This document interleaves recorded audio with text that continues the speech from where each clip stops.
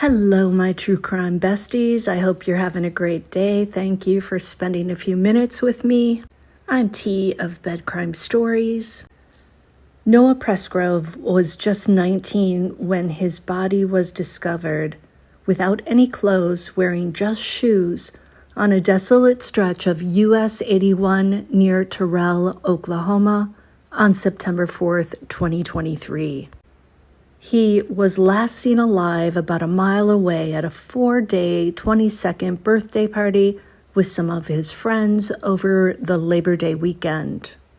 Tragically, Presgrove was found with massive head and upper body injuries that led him to die from internal bleeding. But for all these years, nobody's really figured out what exactly happened. All of the friends at the party say they have no idea how he died. One thing that seems certain is that he did not die by getting hit by a vehicle. Well, now, after 2 years post his death, with barely any information leaked from the cops, Noah's family is out of patience, and they've filed a $75,000 wrongful death lawsuit. The lawsuit claims, quote, Presgrove was beat to death by one or more of the defendants. The lawsuit does not name exactly who they think committed this crime, and they also worded it in such a way that they're saying that the alleged beating wasn't meant to unalive Noah, or it may not have been designed to unalive him, although that is what happened. The lawsuit says, although the death may have been unintended, hosting the party and beating of Noah Presgrove was intentionally malicious and in reckless disregard of his rights.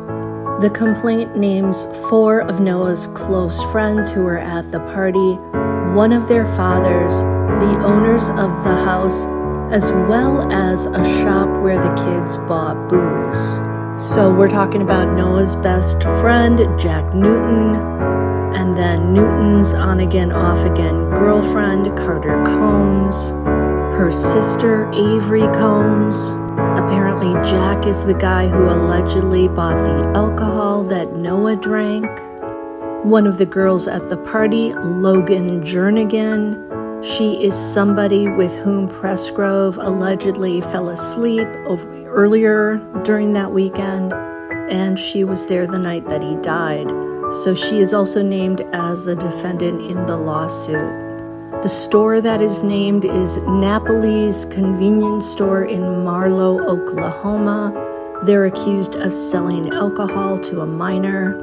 Jack Newton's father, Caleb Newton, is also accused in the lawsuit of allowing Noah to drive or ride on an ATV which flipped and may or may not have injured him.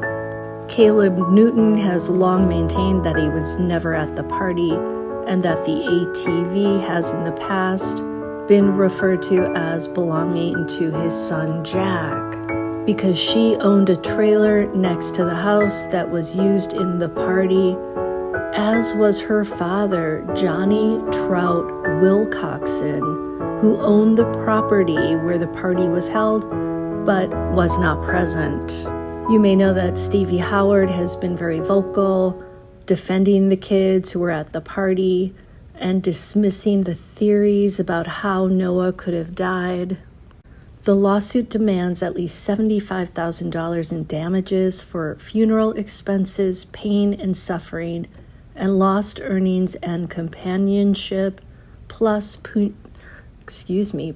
punitive damages. I tell you what, I think Noah Presgrove's life was worth a lot more than $75,000.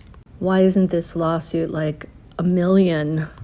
A Dr. Stuart Fisher, who's an internist with extensive experience in emergency medicine, agreed with the premise of the lawsuit when he reviewed Noah's autopsy report for the Daily Mail last year.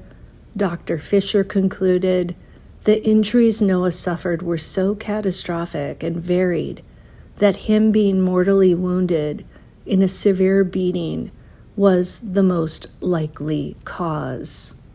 So the 7-page complaint includes some of the known facts in the case, including that there was an ATV accident and there was an argument just before Noah vanished from the party.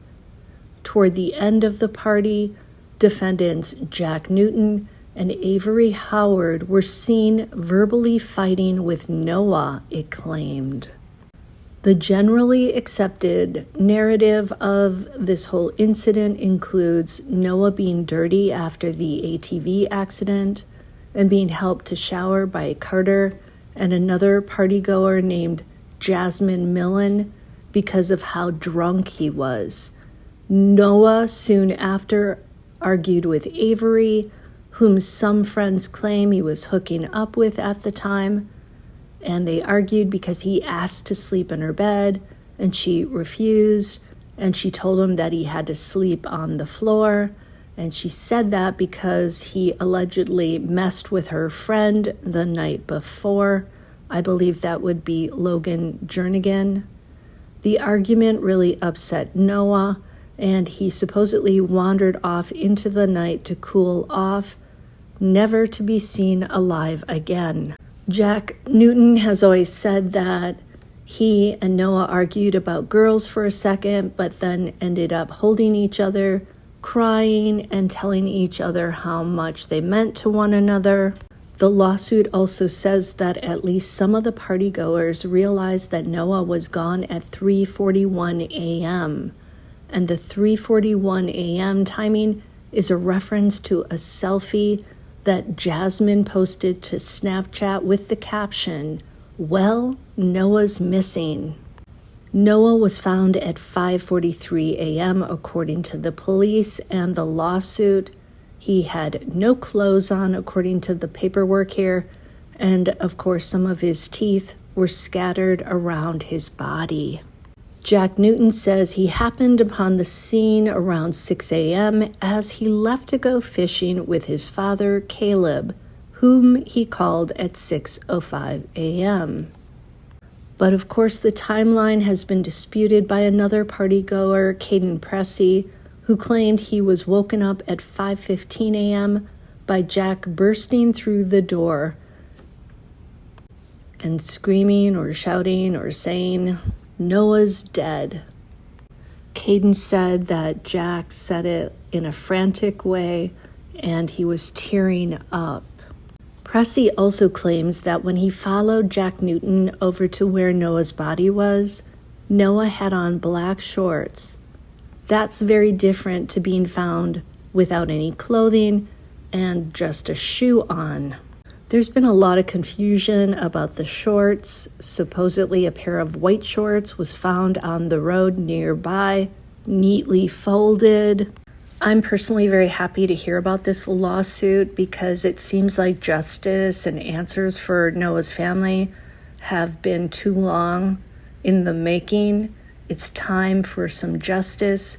I'm really hoping that at some point they'll be able to try the people. If it's true that people laid hands on Noah, they shouldn't be allowed to get away with it. I don't care if they're young and stupid and they were drunk. Also, their parents should also be held accountable because they knew what was going on over at that house. They knew about the booze. There's no way they didn't know about all of this crap.